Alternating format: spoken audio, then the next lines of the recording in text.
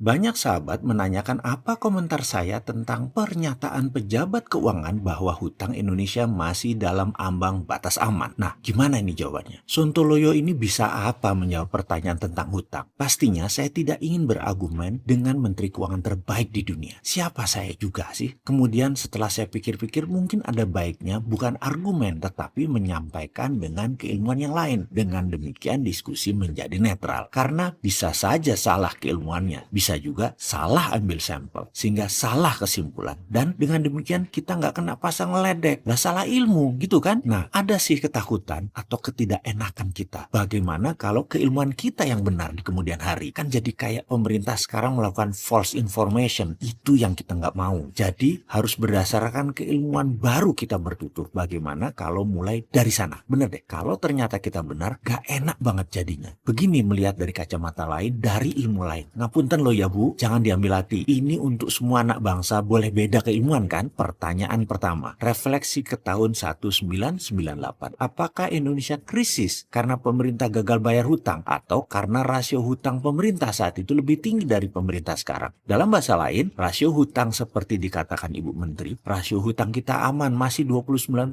dari PDB, di mana batasnya 60% sebagai batas bahaya atau krisis. Kembali dipahami pertanyaan pertama. Di Indonesia di tahun 98, krisis karena rasio hutangnya tinggi atau karena gagal bayar hutang. Fakta adalah di tahun 1998, rasio hutang kita di batas aman, dalam kurung baca seperti sekarang. Tetapi dalam sekejap rupiah melemah jadi 15.000 dan Indonesia gagal bayar, menjadi negara paria, menjadi negara lumpuh. Jadi kembali ke pertanyaan rasio aman. Kita aman secara buku, namun rentan secara kemampuan bayar kalau rupiah mendadak jadi 17.000 atau bahkan jadi 20.000, kita Indonesia langsung lumpuh. Setuju dengan keilmuan sederhana ini? Atau masih percaya rasio aman? Artinya aman 100%. Boleh lanjut? Ini monggo loh. Saya ini dianggap sontoloyo nyinyir, monggo loh ya. Selama pakai keilmuan lain berdalih data, monggo. Jangan sampai pakai emosi mentang-mentang penggemar berat, seseorang lalu beda ilmu dianggap salah dan pendosa. Ngapunten loh ya bikin emosi. Lalu masalah hutang dilihat dari asal yang berhutang. Apakah hutang pemerintah, hutang BUMN, hutang swasta, plus off balance sheet liability lainnya. Lalu kita melihat bagaimana kita nyaur atau nyicil hutang tersebut atau membayar kewajiban hutang tersebut. Apakah dengan berhutang lagi alias bayar pakai pinjaman hutang baru lagi, atau dengan pendapatan proyek atau dengan jualan aset, dan banyak lagi caranya. Dalam tahun 1998